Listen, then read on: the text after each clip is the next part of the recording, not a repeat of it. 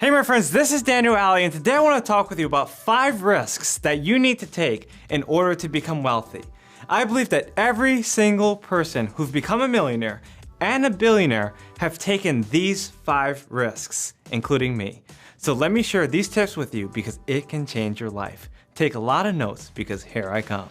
The first risk that you have to take in order to become wealthy is getting rid of all toxic relationships.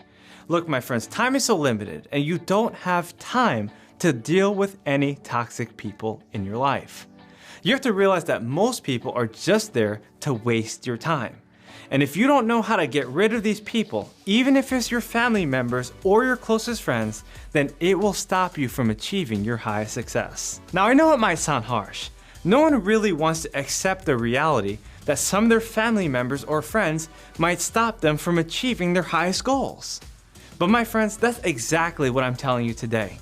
There's been so many times where I realized that certain family members were just getting in my way, and I couldn't tolerate them anymore. You see, they were trying to stop me from achieving my highest success. They were telling me the things I couldn't do, the places I couldn't go, the person I couldn't become. And I had no time entertaining any of their thoughts anymore in my life. So my question for you is this. Are there any toxic people in your life? If there are, make sure to do anything and everything you can to get rid of these people that are holding you back. The second risk that you must take in order to become rich is to find a mentor. Now, in order to find a mentor, you have to get rid of the toxic people first. Because people ask me this all the time. Daniel, how am I going to find a mentor if I have toxic people basically deleting everything my mentor is telling me? Well, first, you have to remove those people in order to find a mentor. This is something that I personally did in my early 20s. There were 3 friends that I used to hang out with the most. They were the biggest time wasters in my life. They held me back. They told me all the negative things in life, and they reported only garbage to my mind. And I realized that these people had nothing to do with the type of person that I needed to become. Once I extricated these people from my life, I was able to look beyond the clouds, and I was able to search for mentors who actually cared for me and wanted to help me reach my highest goals. Now I'm going to tell you, it didn't happen overnight. It didn't even happen in a couple months. It took several years for me to become that kind of person who's sitting down, watching TV, smoking cigarettes, using drugs, to the kind of person that I am today. I'm going to tell you that it's going to be a journey for you to get rid of those people in your life that are holding you back and finding the people in the future who are going to push you forward. So my next question for you is this. What do you need to do in your life right now to prepare yourself to meet the kind of person that you want to be like in the future? My friends, your mentors are out there, and the people that you're looking for are also looking for you. In fact, I want to be your mentor, but you have to be very serious and you have to be willing to do whatever it takes to pay the price, to do what's right, and to sacrifice the things that are keeping you from becoming the person that you want to be in the future. The third risk that you must take in order to become wealthy is to leverage your debt to create assets. Now, when most people think about borrowing money on credit, or taking a personal loan, or even a business loan, they think, oh my, that's gonna lead me into financial disaster. I gotta cut up my credit cards. I have to avoid debt. I cannot be a consumer anymore. But my friends, that's not what I'm saying at all. What I'm really saying is this. Use your credit to build cash flow. If you have $5,000 in credit, use that money to invest in yourself or invest in your business, invest in your growth so you can make more in return. For instance, a young man approached me. He was in his mid-20s and he said, Daniel, I only have $5,000 on a credit card. What should I do? I said, what are your skills? He said, I'm a videographer. I said, great.